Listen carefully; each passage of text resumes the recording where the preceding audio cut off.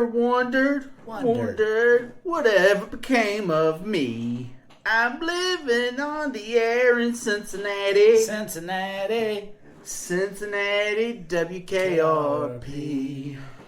All right, everybody, welcome to Potato Shop Podcast. I'm Brian. And I'm Iron Dutch Murdoch. And here we go. The death clock has stopped once again. You know, this was, I think realistically we all knew this day was coming. I don't know that we were ready for it to come as soon as it did. But, guys, if you haven't been on social media and seen, Frank Bonner has passed.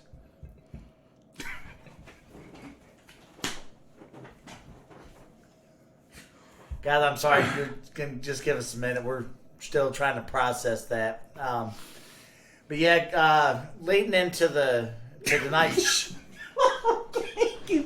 Please, keep going. I'm sorry. I'm sorry.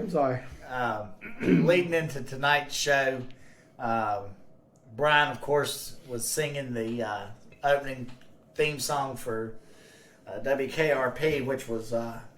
Frank was a main character on. He was on there, to my knowledge, for the duration of the show. Very funny actor. You know, guys, it's very sad that he's passed. Also have another notable death to report. Of course, we've already reported on our social media. Ned Beatty. Now, Ned Beatty, a lot of people probably have seen Ned Beatty, and I know he was very active, especially in like the late 70s and into the 80s. He was in a little bit of everything. He was in Richard Donner's Superman. He played Otis. He was a henchman for Lex Luthor. Of course, Ned Beatty rose to fame due to his performance in Deliverance. And of course, he was in The Incredible Shrinking Woman with, what was her name? Lily Tomlin. Lily Tomlin, yes. He was in The Toy with Richard Pryor and Jackie Gleason. Stroker Ace, he played in that.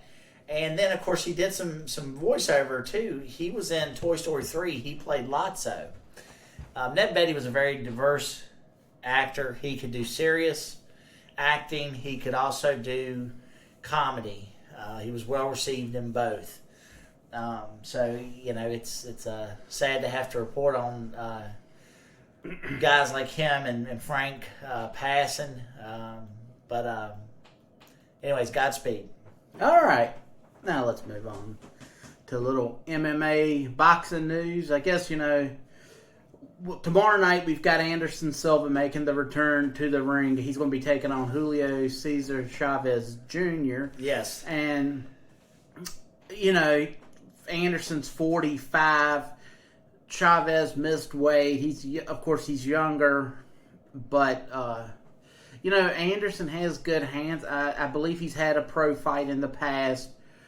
I don't know. I don't expect much out of it because of Anderson's age. I do think the age is, as much as your heart wants you to fight, I just don't think the speed, that twitch, is going to be there for Anderson. Anderson Silva, though, one thing about him is he's very elusive. And, you know, obviously, you know, when he fought Chris Weidman caught him.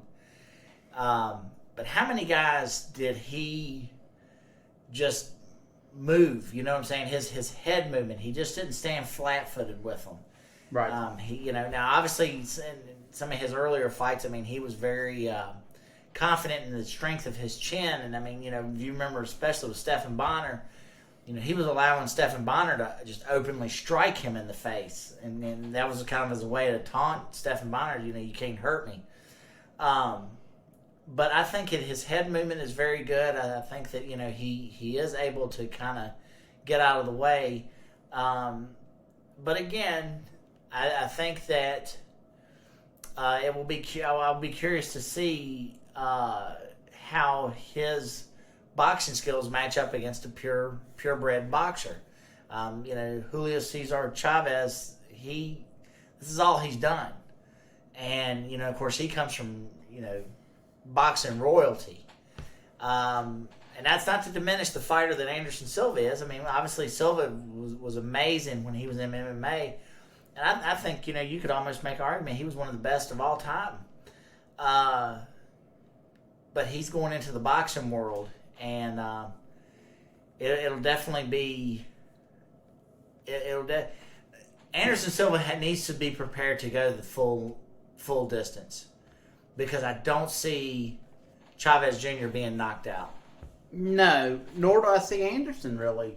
I know he had his moments near the end of his UFC career, but you know what? I would expect however many. If it's 12 rounds, it'll go there, because I believe it is a pro boxing. And Anderson Silva has always been a very well trained fighter, meaning he will have the gas to go.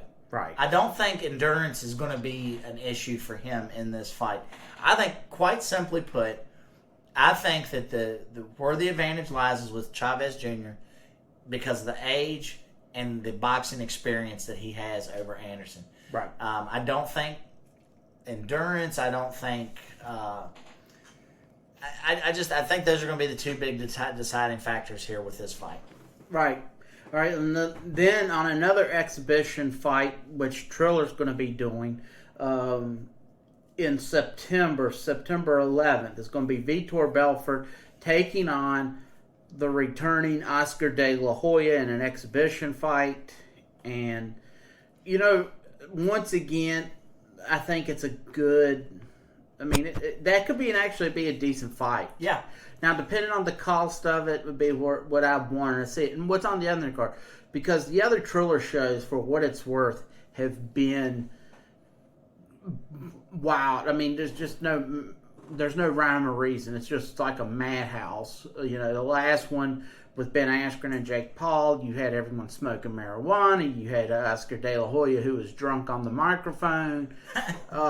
They cut in the middle of the match to show people doing selfies with the hot women.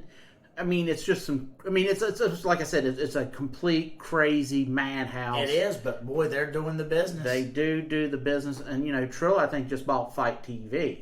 Okay. So, NWA, a whole OVW, ROH, there's a lot of things that are on Fight TV. Let me say this, and I'm going to compare Triller to the WWE for just a second, because I think in a lot of ways with pro wrestling, you can talk about what kind of a escapade that turns into, as far as the just kind of being all over the map, and you got all the different types of characters and this, that, and the other. However, one thing you cannot fault WWE on, and that I think Triller should actually try to take a page from their book, WWE puts together a tight product. WWE is not going to risk missing a high spot to get a shot of some drunk out in the audience getting his picture made with a chick. Right. Okay? At the end of the day, man, you're bringing people to your product, but you need to put together a good product, a clean product. Now, when I say clean, I'm not talking about clean. Like, I understand that it's boxing. I mean, it's an adult show. I'm not saying that they got to go PG here, but you want to put together the best looking product you possibly can. If you're going to be bringing people in, well, you're bringing in. Obviously, there's exhibition fights and attraction fights that they're getting the business with, but you can put together a good package to present them. Oh, absolutely. And they're reaching at a different market. They're reaching out at a different market than what they're below our age. Yes, they're going. They're going for the early 20s. That's why when you looked at the Logan Paul. I think he took. I cannot remember the other YouTube star. I mean, that matched the numbers of Floyd Mayweather and Conor McGregor back then. The place was sold out. They did 6 million plus. That's purchasing. That's with people parroting the show. So they're reaching, and they said when they viewed out into the crowd, there was a whole bunch of women, and where there's a lot of times with boxing, it is very male-oriented with the audience, where they're reaching to a different product. But with the Vitor Belfort Oscar De La Hoya fight, I like Vitor Belfort, and I like Oscar De La Hoya. I think so. In turn, I honestly would like to see how this is going to play out. De La Hoya's got to be a strong favorite. Oh, I would say. I don't think Vitor Belfort's boxing is on par with De La Hoya's. Now, that being said, I do give credit where credit's due. De La Hoya, or Belfort, is a trained fighter. And so the risk of him catching De La Hoya is there. You know what I'm saying? I mean, like, he genuinely has a puncher's chance.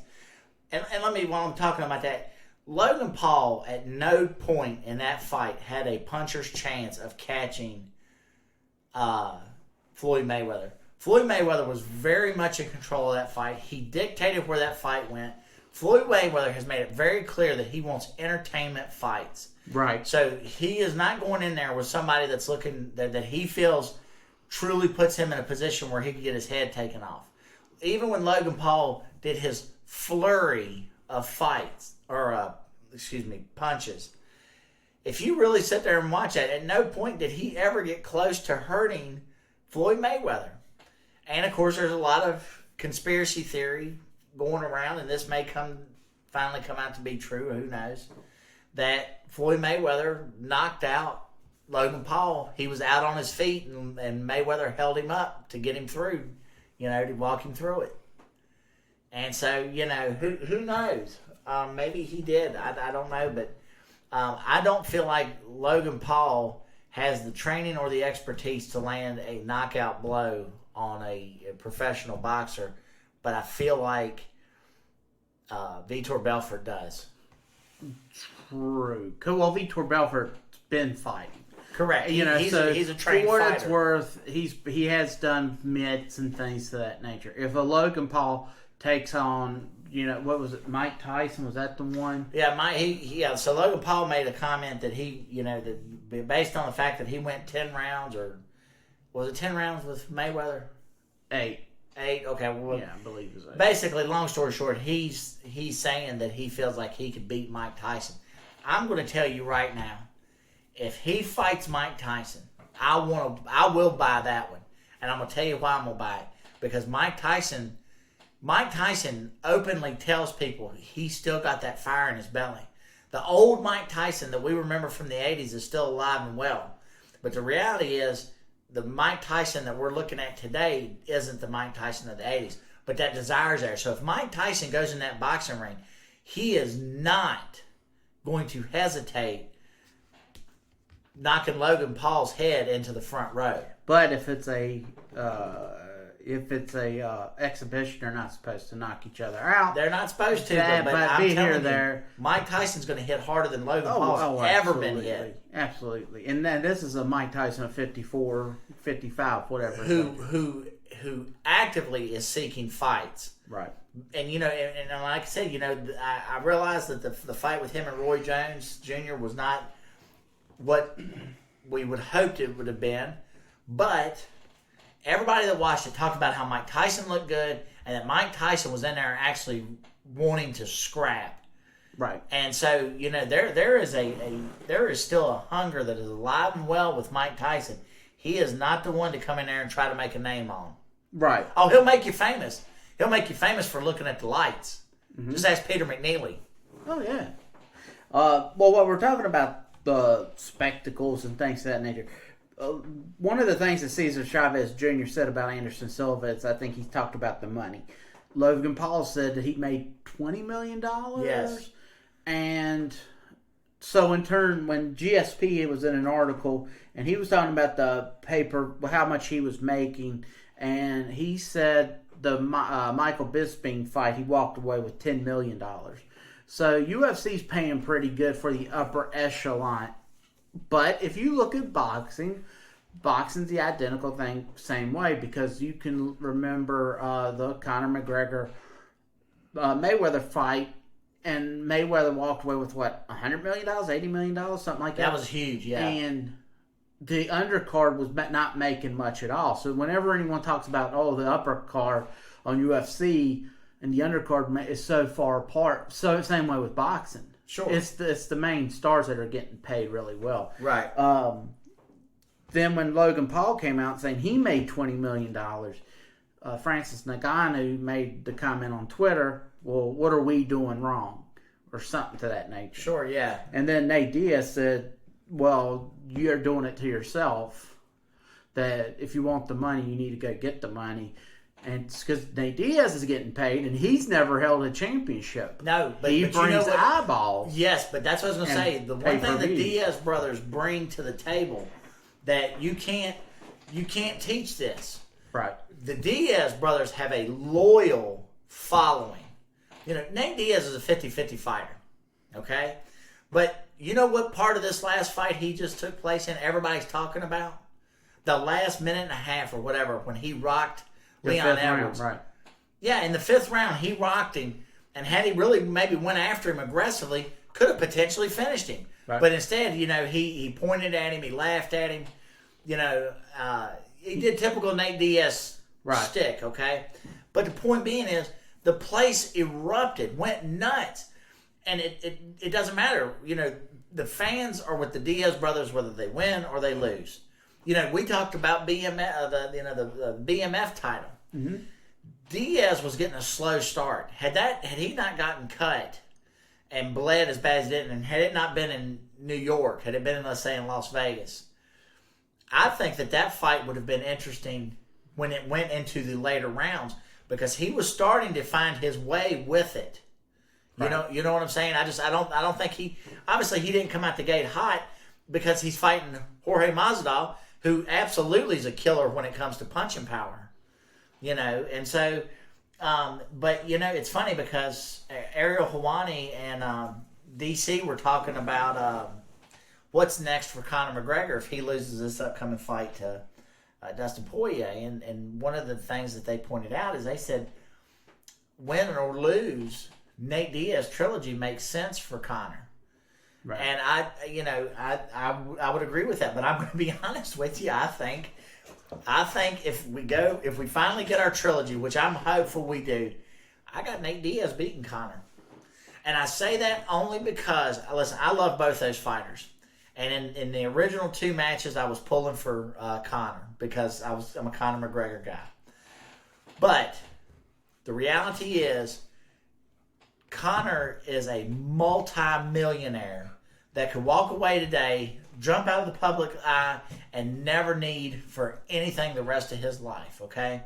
To sit here and say that man has the fire and the passion that these guys that are fighting, fight to fight has is a lie.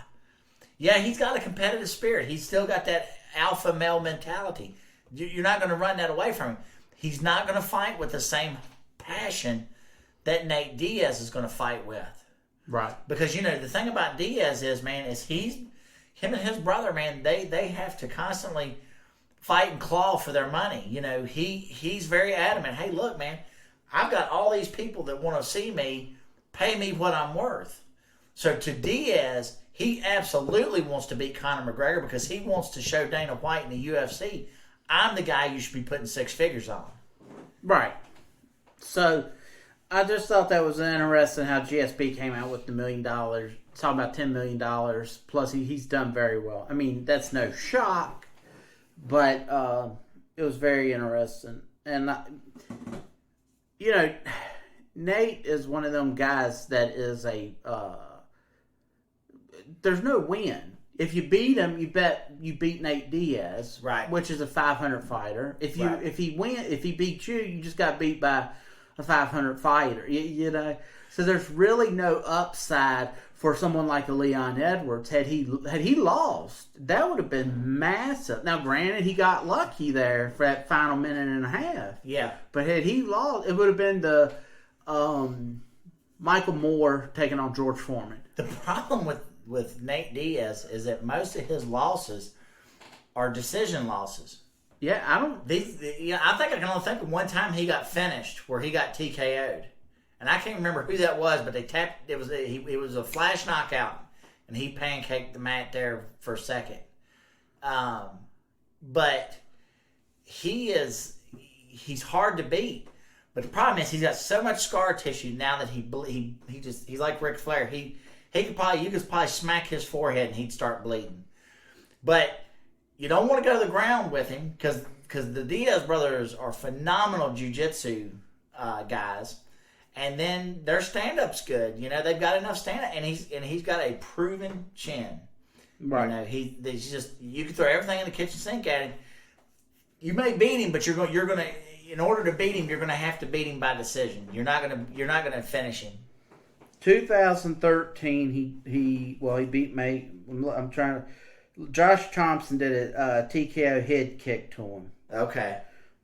So that was 8 years ago almost. Yeah. With his losses, and I'm looking. Everything else is usually decision losses. There's nothing here. Or he's a terrific fighter, but the problem is he's getting older. A lot of hungry younger guys are coming up here. It's going to get a lot harder for him. But he only has 2 TKO losses. Right. 1 submission and 10 by decision out of his 13 losses. So, all right.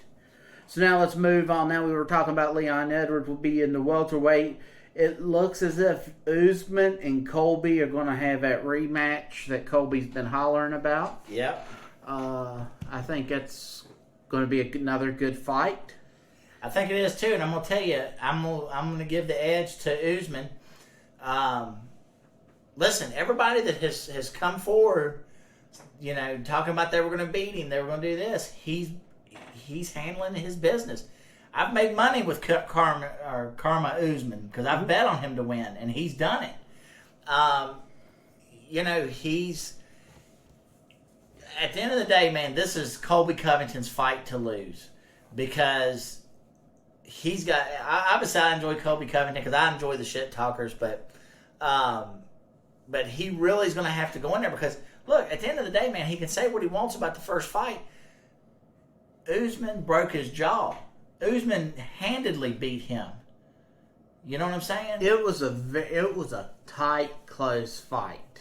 Usman won. There wasn't. I mean, and I'm not saying you're trying to. Oh no, Usman didn't win, but obviously he won. But I think it was very close, and it was like one of them things where he goes into he's a wrestler. Why isn't he trying to at least pull him down? I think he wants to stand and box. And everyone gets into this whole, watch me show you how I can outbox you. Right. But for Usman, the thing is, before he got there, he was running people to decision. As soon as he wins the belt, he starts knocking everybody out. Starts finishing them, yeah. He changed completely, and I think that's one thing that I like about Usman now.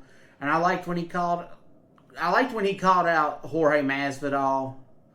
And then he got the big knockout on him in Miami. Oh yeah, and now silence the crowd. Will he get that on Colby? I don't know, because Jorge's an older guy, and then Colby's a younger guy. So I think that's going to be an interesting fight. I'm excited to see the fight as well too. I just think right now Usman's the man to beat. Right. A lot of guys. GSP had a lot of cats bring a lot of jaw jacking when they come to fight him. And, I've got the answer for him. I got the answer. Okay, that's fine. Well, you're going to have to beat the champ. And Usman has proven to be difficult. He's, because it's not like he's just squeaking by his title defenses. He's convincingly beating these guys, like you said.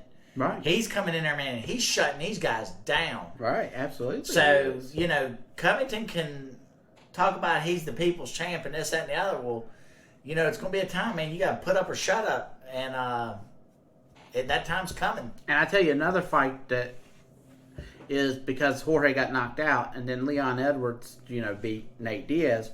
Well, there's talk now of doing the Jorge Masvidal Leon Edwards fight. Huh. And if it was me, I would put that match on with the Colby Usman fight. And the winner, well, no, because I don't want to see Jorge Masvidal. will not get another title. Yeah, shot. I don't want to see him fight Usman. The only way he would get a title shot would be. But I guess my question Colby. is it fair to Leon Edwards to put somebody in front of him that's not a top-ranked contender. No, in other words, I guess what I'm saying is, shouldn't Leon Edwards be looking at like one more fight and then he's got a title shot? Or you could probably or make an does he argument get is he next after Colby? Right. I don't know, but now if you're looking to make money, you put Masvidal. You just go on and yes. fight Masvidal. Yeah. If he's just looking to make money. Right. And to me, in the end of the day, and I get it as a competitor, you want the belt, but Nate Diaz, we'll use Nate Diaz as the example, never held a belt, and I bet you he walks away with a lot more than some of them champions. Well, I'll tell you right now, I think you can make the argument that Nate Diaz when he fought for that BMF title, there were so many fighters that wanted to be that guy or girl in the ring making that fight. Yep. Okay? You can't put a price on what he fought for there. You see what I'm saying? But I think now from a business sense, I think there's unfinished business between Leon Edwards and Jorge Masvidal. That's kind of started the whole Masvidal phenomenon, right. Okay? When he walked away from that interview and went over there and gave old Leon Edwards a 3-piece and a soda. The thing about it is, let's finish that in the octagon, but pay these guys. Because that should be an attraction fight. Well, put the zeros behind it. You know what I'm saying? You can honestly, and I know they want to get the pay-per-view points and all that stuff, but man, I don't get why UFC don't take some of these really special fights like that and hype them up, and you put it on like ABC. Put some of these fights. I mean, special fights on where a lot of people will go and watch it. Because then you could sell the ads, and it'd be just so much different. To me, still feel I feel like the UFC missed the boat with the Matt Hughes fight, and I feel like UFC missed the boat with the Mark Coleman Tito Ortiz. Oh, absolutely. I would have loved to see what old Tito Ortiz was wanting to do with old Big Daddy Ground and Pound. Because let me tell you something, when it comes to ground game, man, Mark Coleman is a master on the ground, even in his older years. Yeah. When he fought Shogun, he took Shogun down at will. I would have loved to have seen the card. I still in my heart believe Mark Coleman was getting set to beat Shogun had it went to the cards. And I'm still that stop still pisses me off. Oh yeah, absolutely, because it was like the third round and just a few seconds left. Yeah, that still pisses me off. Whoever the ref was should have been took out back and had his legs beat. Yeah, absolutely. I can't stand it, but yeah.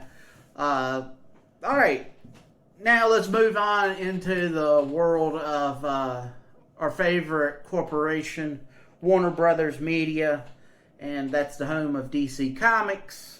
And this week it got announced that during, I guess they were making a Batman animated series for HBO Max, which is going to be adult-oriented.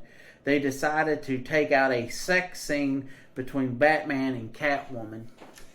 Yeah, apparently they were going to have Batman go down on Catwoman. Of course, in the Killing Joke, Batman and Batgirl had sex on a rooftop. Now, you don't see nothing other than, they make out and then Batgirl puts him on his back and then takes her top and stuff off, and then that cuts away. But it just shows you that Warner Brothers has zero ideas. That's not the way to bring in new fans. I'm telling I don't get it.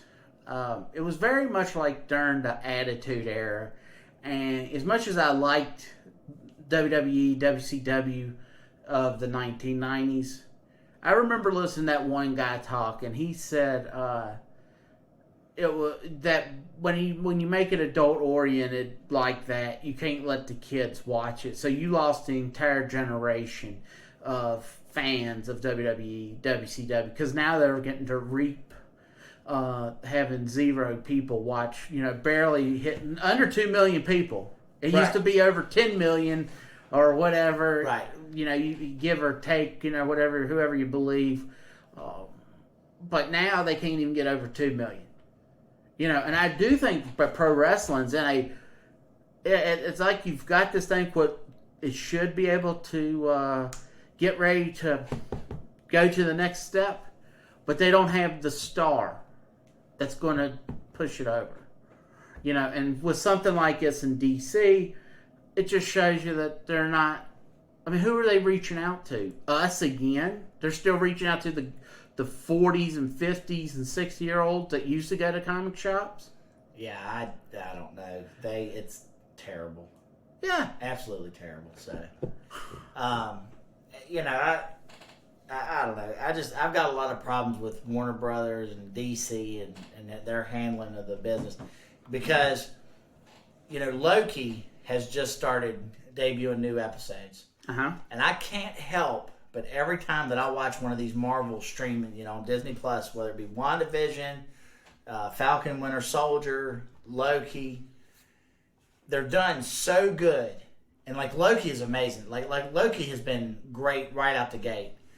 And they're getting big names for it too. Owen Wilson is in this. He's one of the main characters in this stream. Is Julie Louis-Dreyfus in that, or is she in Winter Soldier? I believe she's Winter Soldier. Okay. Yes, Winter Soldier's where she played a politician in that. But even all of them, right? All of the streaming, they're getting big names to come in, and and I look and I think to myself, what in the hell is DC doing? And I'm not gonna get on my soapbox about that because I know I've ranted about it before, but I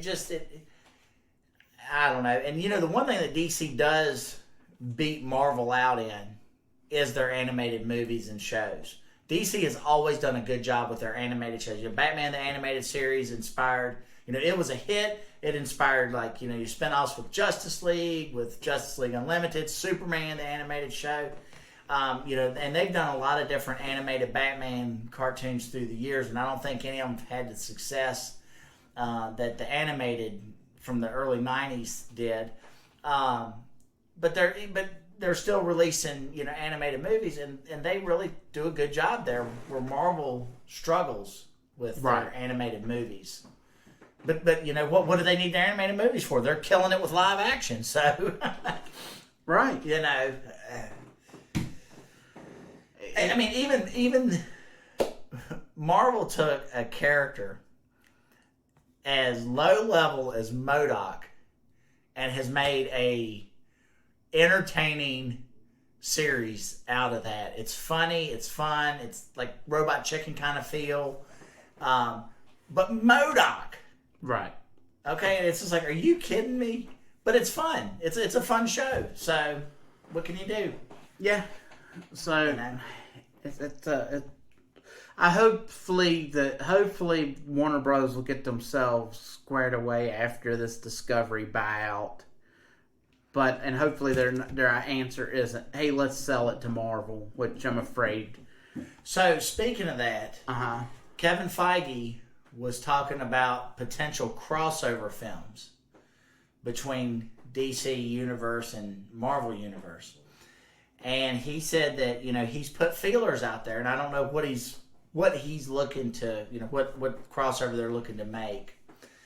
But he's put feelers out there, and he said that as it stands right now, the powers that be pretty much say that it's not something that they're interested in, not going to happen, but that it's not impossible. Because, anybody that's been a comic book fan knows that DC and Marvel have gotten together and done some crossover work before. I think one of the more popular ones was back in the 80s with the X-Men and the Teen Titans, because at the time that crossover happened, both titles were some of the hottest properties for their respected, company. And, and it was neat because they brought in the X-Men and, the Teen Titans, and the villains for that crossover were Dark Phoenix and Darkseid. Right. And, but think about that for just a second. Really, let that kind of sink in. The villain that they had for that crossover was Dark Phoenix and Darkseid. And Darkseid was the main villain to fight the Justice League, but yet back in the 80s, man, the Teen Titans, that's how hot they were. They were getting the Teen Titans have been a good property anyways, and have had some really great stories through the years. And they were beating X-Men in the 80s. Yeah, and but and they've had some crossover. They've done a lot of trash too with the crossover. Remember when they tried to do that blended universe where Batman become it was a mix of him and Wolverine, and they had all the fights. I think